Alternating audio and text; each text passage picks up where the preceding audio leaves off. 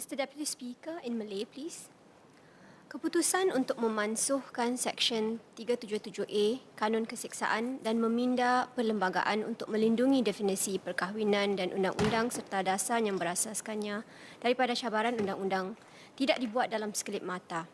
Ia adalah hasil penglibatan meluas dengan pihak-pihak berkepentingan dan pertimbangan teliti terhadap maklum balas yang diterima, baik sebelum pengumuman Perdana Menteri semasa Rapat Umum Hari Kebangsaan tahun ini dan sepanjang beberapa bulan selepasnya. Rakyat Singapura mempunyai pelbagai pandangan tentang isu ini. Setiap pihak ada perspektif unik mereka sendiri. Kebanyakan memilih untuk memelihara norma sosial yang sedia ada berkenaan perkahwinan dan keluarga, yang telah memberi manfaat kepada kita sebagai sebuah masyarakat yang stabil dan makmur. Namun terdapat segolongan kecil tetapi bilangannya kian berkembang yang mempunyai pandangan yang berbeza.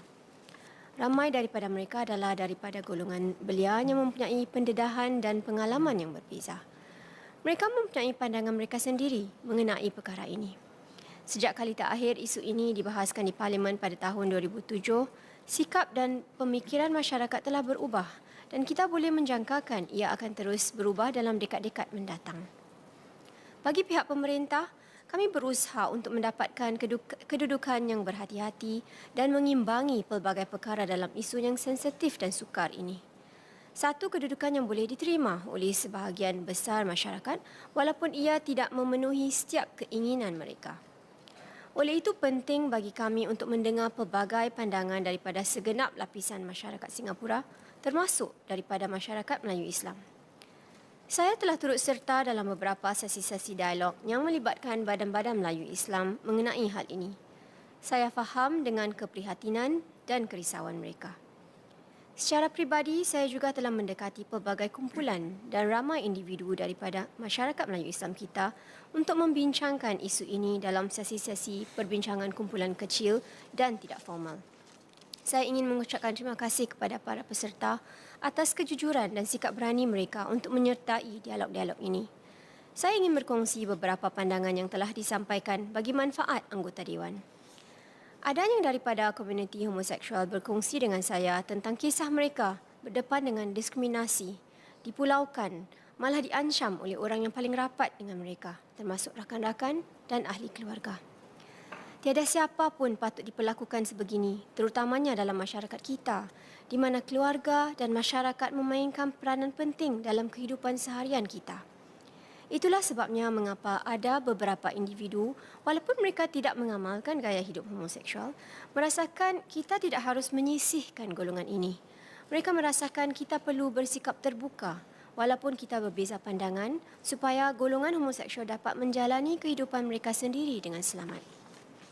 Pada masa yang sama, ada juga yang tidak menerima gaya hidup homoseksual, tetapi mahu berbincang atas dasar belas ihsan bersama mereka yang beragama Islam, khususnya mereka yang sedang bergelut dalam kesusahan. Selalunya, golongan ini tidak dapat bersuara kerana risau akan akibat buruk yang boleh melanda. Mereka bimbang tentang kritikan dan respons negatif dan keterlaluan yang mungkin timbul. Mereka bimbang dituduh terlalu konservatif sekiranya ingin menyampaikan pandangan mereka atau terlalu liberal kerana mendekati mereka yang homoseksual. Mereka juga takut dipulaukan dan diugut. Kita dapat lihat sendiri beberapa reaksi dalam talian yang amat kasar dan tidak menyenangkan. Saya juga berbincang dengan golongan belia mengenai isu ini. Ramai yang bersimpati dengan kesukaran yang dihadapi oleh rakan-rakan dan ahli keluarga yang homoseksual. Mereka sangat mengambil berat tentang kesejahteraan mental dan akses kepada sokongan sosial untuk mereka. Namun begitu, masih juga terdapat perbezaan pendapat dalam kalangan golongan belia ini tentang pemansuhan Seksyen 377A dan pindaan perlembagaan. Ada yang melihat pemansuhan itu sebagai isu yang sudah lama ditangguhkan dan mempersoalkan keperluan untuk memindah perlembagaan.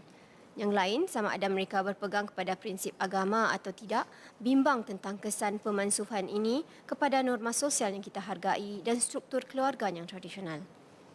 Isu ini bukan isu hitam putih. Tiada satu naratif atau perspektif yang dapat mencerminkan sepenuhnya realiti yang kita jalani. Dan hanya dengan mengakui kerumitan ini, baru boleh kita mula untuk sama-sama melangkah ke hadapan sebagai sebuah masyarakat. Kita mahu masyarakat yang menunjukkan sifat rahmah dan belas ihsan kepada semua tanpa mengira latar belakang atau keadaan mereka. Termasuk juga kepada mereka yang mungkin tidak berpegang kepada ajaran agama tentang isu homoseksualiti. Kerana itulah ajaran Islam. Memetik kata-kata mufti dalam irsyad yang membimbing kita dengan penuh hikmah dalam perkara ini, kemanusiaan seseorang dinilai dengan banyak perkara, bukan hanya orientasi seksualiti. Terdapat individu Muslim yang mengalami kesukaran dalam menyesuaikan kecenderungan seksualiti mereka dengan panduan dan tuntutan agama. Selagi mana seseorang beriman dan akur dengan tuntutan agama, beliau masih merupakan sebahagian daripada masyarakat Islam. Setiap Muslim perlu dipelihara kehormatan dan maruahnya. Kita perlu memastikan agar setiap Muslim tidak merasa tersingkir daripada agamanya disebabkan sikap kita terhadap mereka. Kita perlu sedia hadapi bersama sebagai sebuah masyarakat cabaran masa hadapan. Keadaan ekonomi yang sukar, norma-norma masyarakat yang kian berubah, isu-isu baru yang bakal mencabar nilai tradisional kita dan banyak lagi. Sifat dan integriti masyarakat kita akan diuji. Ini peluang kita untuk menetapkan norma-norma buat masyarakat kita. Kita mungkin berbeza pendapat, namun kita perlu cari jalan untuk meleraikan kekusutan dan pilih cara yang terbaik untuk negara kita. Pendekatan yang diambil pemerintah ini menggabungkan ajaran agama, nilai kekeluargaan dan masyarakat tradisional dengan keperluan masyarakat berbilang agama dan budaya Singapura. Saya yakin sekiranya kita boleh belajar untuk mengemudi isu-isu sensitif dan penting dengan cara yang konstruktif, kita dapat membentuk wawasan yang lebih jelas untuk kita sendiri dan generasi akan datang. Semoga ini dapat membawa kita ke arah masa depan yang lebih cerah untuk kita semua sebagai sebuah negara. Thank you, Dr.